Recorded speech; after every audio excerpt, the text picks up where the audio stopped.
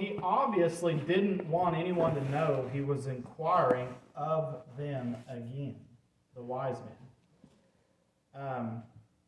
He was troubled by the news at the beginning of a newborn king, and he's probably already starting to scheme about what he's going to do.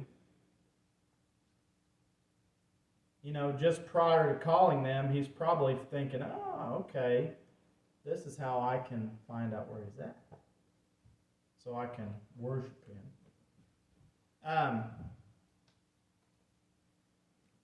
He was probably thinking about what he could do to stop this king from taking over his kingdom. But as we all know, the devil himself can't stop the king, neither could Herod. He can stop us if we let him. I guess he could have stopped Jesus if he let him. But he wasn't going to do that. He tried.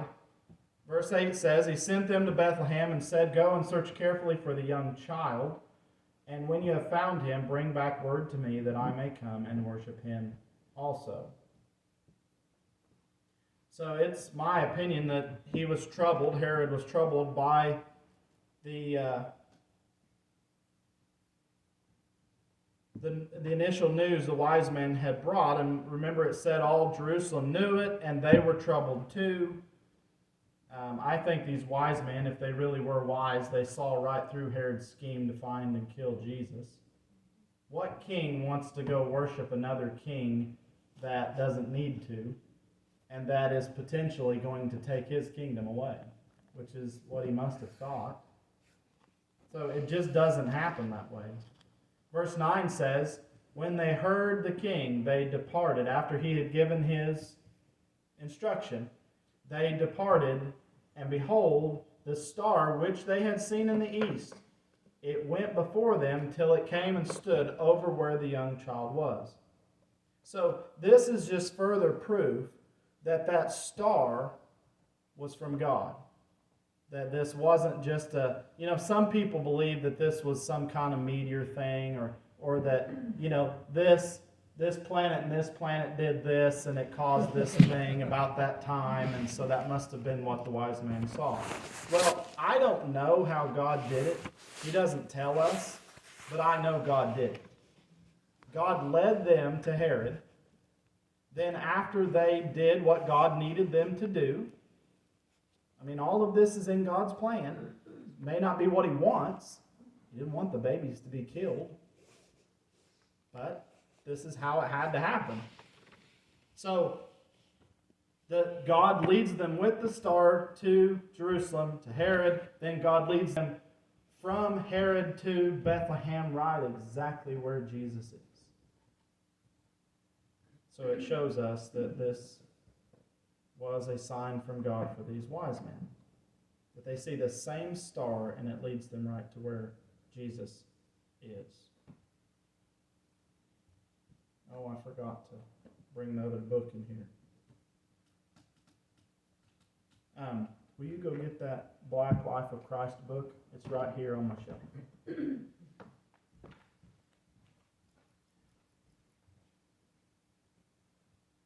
Any questions or comments over this little section? Do what? Do you think nobody else could? See the star? Did he? I don't know why they needed the star, except that it took them right to where Jesus was. And at that point, he was in a home, not in a stable. Well, they didn't have maps, and they didn't have stuff like that. And like navigators of old, the stars was their main means of navigation. So it'd be reasonable for God to use stars to guide them. Right. Well, what she's asking is that if the wise men could see and follow the star, why couldn't Herod or someone else? Well, my initial response would be, he didn't try. How many people can see what Jesus has done, what the Bible says, and they don't follow it? So my first thing is that he doesn't even try. There's no mention at all, but... Well, he had a star that led the wise men I would assume that anybody could see the star. And right, but you would need to be educated, but I don't think that this is some star that's way up in the sky like we see. How would you pinpoint where the Christ was if the star wasn't just like hovering not far above, just this bright light? Whenever following it though, it's up in the sky. Yeah, but we don't know how far it was. It could have been way up because, they knew what they were looking at. It's a wonder he didn't send somebody to follow the wise men. Who, Herod? Mm-hmm. Well, again, I think that he had them. I think he thought he had them. He's like, all right, I'll tell these guys where the Christ is supposed to be born, and then they can go, and they'll come back and tell me, and I'll go. Well, I won't go, but I'll go send my people. I'll send some soldiers, and they'll take care of it. Sounds so much like politics, it's scary. Well, it was. But just like today, Michael, That's what I'm God's talking still in control. about. Right. No matter what goes on, no matter what the king tries to do. Okay? There may be some trouble in the kingdom, but God is still in control. And we don't have to worry about it. Because whatever is ahead of us, God will get us through it, or He'll get us out of it. One way or the other, we just need to worry about being faithful to Him. If they crucify us, if we're faithful, we'll go to heaven. And we'll be done with this place. If they don't, we'll keep on going.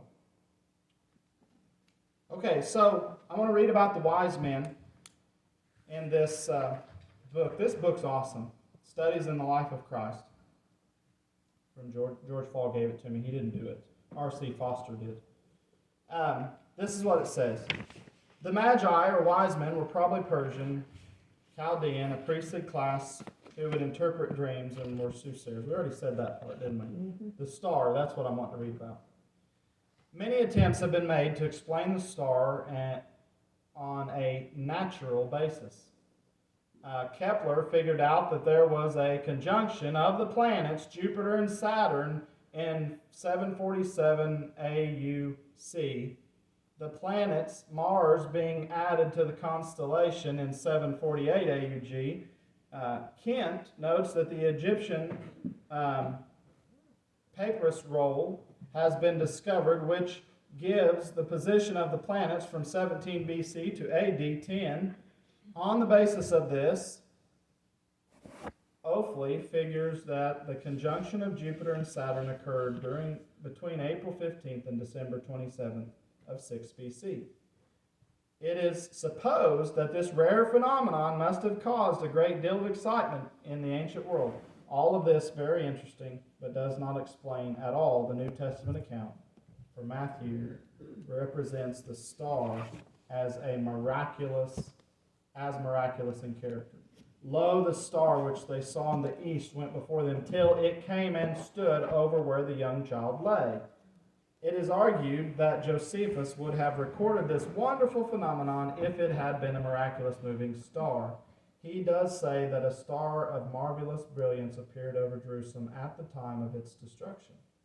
A sufficient rejoinder is to point out that Josephus and the Talmud writers suppress the evidence as all the miracles of Jesus' ministry and practically all the references to him. There is no more difficulty about a moving star than walking on water, the resurrection, or any other miracle.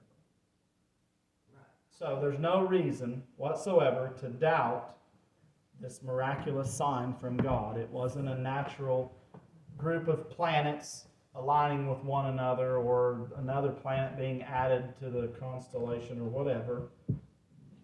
People do whatever they can to try to take God out of the equation, but you can't do that. God put a star up there Yep, that's right. because he wanted it there. Yeah. He wanted to guide the wise man. Yep, and he did. Right. He accomplished his task. He got him there. I mean, if he made everything else, why question the stars? Right. He made the other ones. You know? Right. He made it all. And ironically, it was through Christ. So Christ did all that. Here's this star, and it's like, oh, I better go over there. There's Jesus. There's Jesus. And this star and the wise men are just watching it. And I think every 77 years, Venus, Mars, and the Earth line up in a straight row. So that wouldn't be a miracle, an unusual development. Yeah. So those are things that we can justify and we can explain because of the way God has created things. Right. So through science, we can figure out that if that's the case, every 77 years, that happens. So we can say, well, we back it up and we can see if that happened. You cannot explain what happened with the wise men coming to Jerusalem or going to Bethlehem, except it was a miracle from God. The God of all creation, as has already been mentioned. All right, any other questions or comments? That was a short section. Let's read a few more verses. How about 10 through 12? When they saw the star, they rejoiced with exceedingly great joy. And when they had come into the house, they saw the young child with Mary his mother, and fell down and worshipped him. And when they had opened their treasures, they presented gifts to him, gold, frankincense, and myrrh. Then being divinely warned in a dream that they should not return to Herod, they departed for their own country another way. Thank you. Verse 10. When they saw the star, they rejoiced with exceedingly great joy.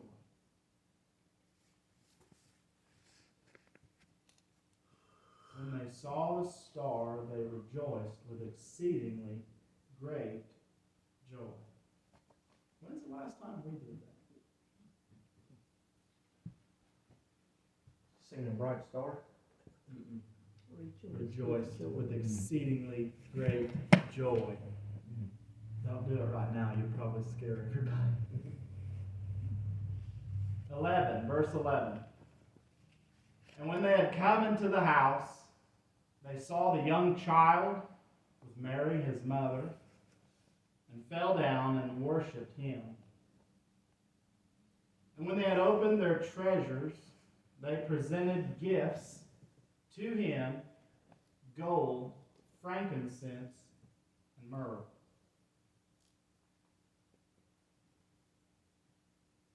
When they had come into the house, they saw the young child with Mary, his mother, and fell down and worshipped him. When they had opened their treasures, they presented gifts to him, gold, frankincense, and myrrh. Which would probably insinuate they were fairly wealthy men. I would think so. Verse 12. Then, being divinely warned in a dream that they should not return to Herod, they departed for their own country another way. Then, being divinely warned in a dream that they should not return to Herod, they departed for their own country another way. Apparently, the star had disappeared at this point or went out of sight while the wise men were conversing with Herod. It apparently led them there, and then it disappeared. When they departed from him, it must have appeared again, which caused them to rejoice with exceedingly great joy. Now, let's think about that for just a moment. I don't know how far these wise men actually had to travel to get to see Jesus. One place that I was reading about this said like 1,000 miles. 1,000 miles. That's further than from here to Shady Valley, Tennessee. It takes 15 hours to drive there. And they were probably riding camels or something. We don't know exactly how long it took them. We don't know exactly where they came from. But let's just say it was a long ways. Okay, I think we can agree on that. We do